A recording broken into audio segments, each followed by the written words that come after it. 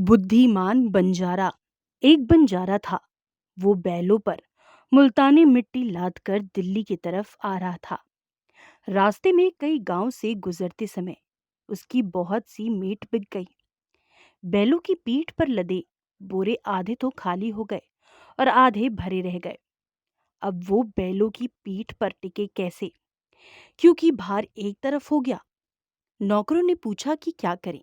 बंजारा बोला, अरे सोचते क्या हो, बोरों को एक तरफ रेत पर भर लो।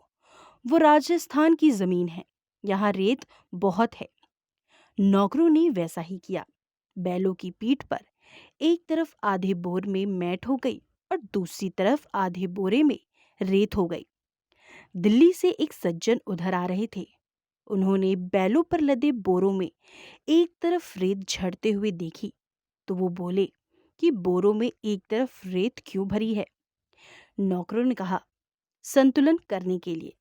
वो सज्जन बोले, अरे ये तुम क्या मूर्खता कर रहे हो, तुम्हारा मालिक और तुम एक ही हो। बैलों पर मुफ्त में ही भार ढोकर उनको मार रहे हो। मैट के आधे आधे दो बोरों में एक ही जगह बांध दो तो कम से कम आधे बैल तो बिना भार के खुले चलेंगे। नौकरों ने कहा, आपकी बात तो ठीक जचती है, पर हम वही करेंगे जो हमारा मालिक कहेगा।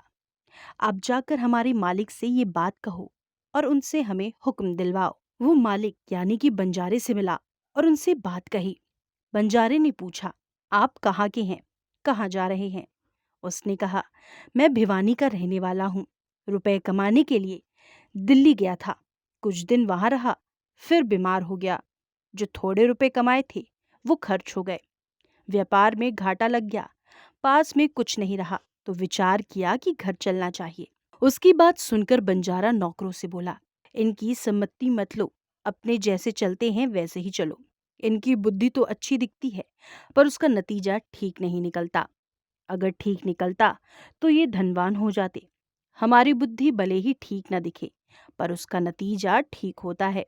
मैंने कभी अपने काम में घाटा नहीं खाया। बंजारा अपने बैलों को लेकर दिल्ली पहुंचा।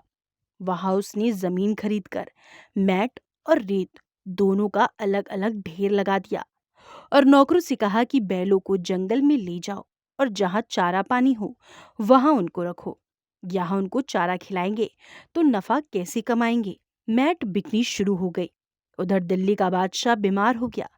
वैद्य ने सलाह दी कि अगर बादशाह राजस्थान के धोरे यानी कि रेत के टीले पर रहे तो उनका शरीर ठीक हो सकता है। रेत में शरीर को निरोग करने की शक्ति होती है। बादशाह को राजस्थान भेजो।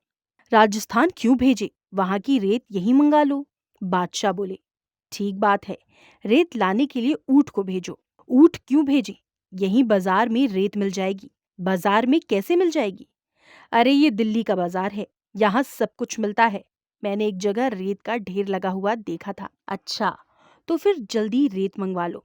बादशाह के आदमी बंजारे के पास गए और उससे पूछा कि रेत का भाव क्या है। बंजारा बोला, चाहे मैट खरीदो चाहे रेत खरीदो, एक ही भाव है। दोनों बैलों पर बराबर तुल कर आए हैं। बादशाह के आदमियों ने वो सारी रेत खरीद ली। अगर बंजारा दिल्ली से आए उस सज्जन की बात मानता तो ये मुफ्त के रुपए उसे कैसे मिलते। इससे सिद्ध हुआ कि बंजारे की बुद्धि ठीक काम करती थी। दोस्तों, इस कहानी से ये शिक्षा मिलती है कि उन्होंने वास्तविक उन्नति कर ली है जिनका विवेक विकसित हो चुका है, जिनको तत्व का अनुभव हो चुका है, जिन्होंने अपने दुख, संताप, अशांति आदि को मिटा दिया है। ऐसे संत महात्माओं की बात मान लेनी चाहिए, क्योंकि उनकी बुद्धि का नतीजा अच्छा हुआ है। जैसे किसी ने व्यापार में धन कमाया हो तो वो जैसा कहे वैसा ही हम करेंगे तो हमें भी लाभ ही होगा। उनको लाभ हुआ है तो हमें लाभ क्यों नहीं होगा। ऐसे हम संत महात्माओं की बात मानेंगे तो हमें भी अवश्य लाभ होगा। उनकी बात समझ में ना आए तो भी मान लेनी चाहिए,